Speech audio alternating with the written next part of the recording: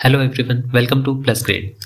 देखिए एफकेट 2024 का एग्ज़ाम आ चुका है और जो स्टैटिक जीके में हमारा टॉपिक चल रहा था एनवायरनमेंट का, उसमें आज पार्ट 2 हम पढ़ेंगे जिसमें बायोडाइवर्सिटी के बारे में डिस्कस करेंगे। देखिए इसमें कुछ इम्पोर्टेंट फैक्ट्स हैं जो देखिए क्या क्या हैं। मैक्सिमम बायोडाइवर्सिटी एरिया कौन सा है? रैंक 1 पर है अमेज़न रेन फॉरेस्ट, जिसे लंग्स ऑफ द अर्थ भी कहा जाता है।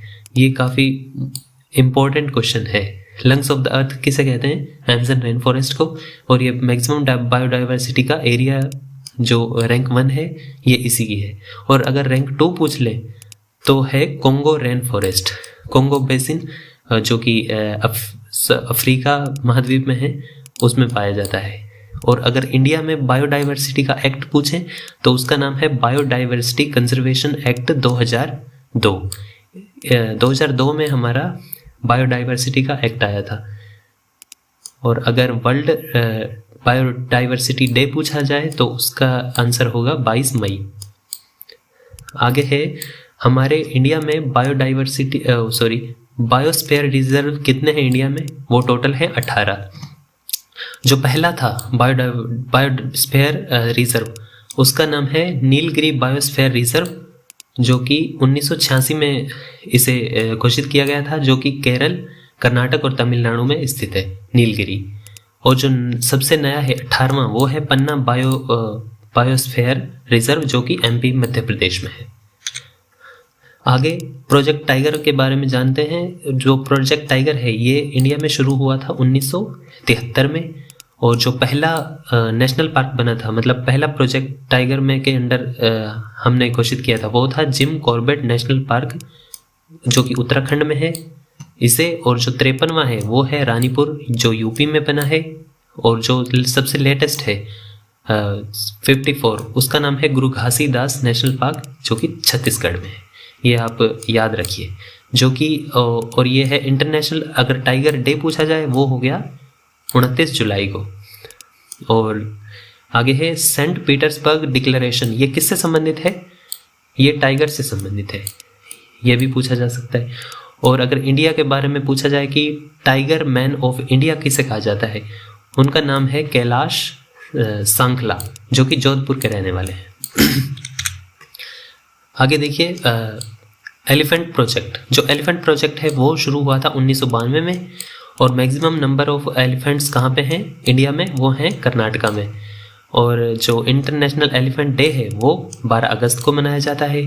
नेशनल इंडियन हेरिटेज एनिमल, हमारा जो भारत का नेशनल हेरिटेज एनिमल है, उसे एलिफेंट को घोषित किया गया है 2010 में किया गया था। आगे है न्योगो प्रोटोकॉल। ये 2010 में हुआ था और बायोडाइवर्सिटी कंजर्वेशन के लिए है ये न्योगो प्रोटोकॉल, ये भी याद रखें आप। जो न्योगो ये जगह ये है जापान में। और वर्ल्ड वाटर पोल्यूशन के लिए एक प्रोजेक्ट जारी किया गया था, जो कि उसका नाम है 300 नमामि गंगे प्रोजेक्ट, जो कि 2016 में शुरू हुआ था 1 जुलाई को। आगे है, अगर ये पूछा जाए कि मैग्ना कार्टा ऑफ एनवायरनमेंट किसे कहा जाता है, वो था स्टॉकहोम समिट, जो कि 1972 में हुआ था, जो सबसे पहला था। इसे मैग्ना कार्टा ऑफ एनवायरनमेंट भी कहा जाता है। आगे है वर्ल्ड क्लाइमेट समिट, जो कि 1979 में हुआ था जिनेवा में।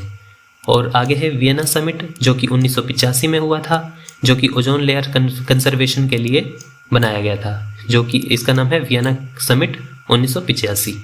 आगे है वर्ल्ड हेरिटेज डे, ये मनाया जाता है 18 अप्रैल को।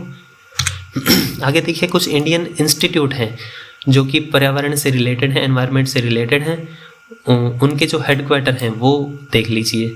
ये है बोटेनिकल सर्वे ऑफ इंडिया, ये है कोलकाता में। आगे है the wild life institute of India, ये है देहरादून में। आगे है central arid zone research institute, ये इसे शॉर्ट में काजरी भी कहा जाता है, जो कि है जोधपुर में। आगे है फॉरेस्ट रिसर्च इंस्टीट्यूट, ये है देहरादून में और 1906 में ये बना था। आगे है नीरी, इसका फुल फॉर्म है national environment engineering research institute, ये नागपुर में है। 1958 में इसे बनाया गया था। और ये कुछ काफ़ी इम्पोर्टेंट हैं इंडियन इंस्टीट्यूट, ये आप याद रख लीजिए। बस इस वीडियो में यही था, आगे और भी वीडियो आती रहेंगी ऐसी, इसलिए हमारे चैनल को आप सब्सक्राइब कर लीजिए, लाइक कर दीजिए और शेयर कर दीजिए। Thanks for watching this.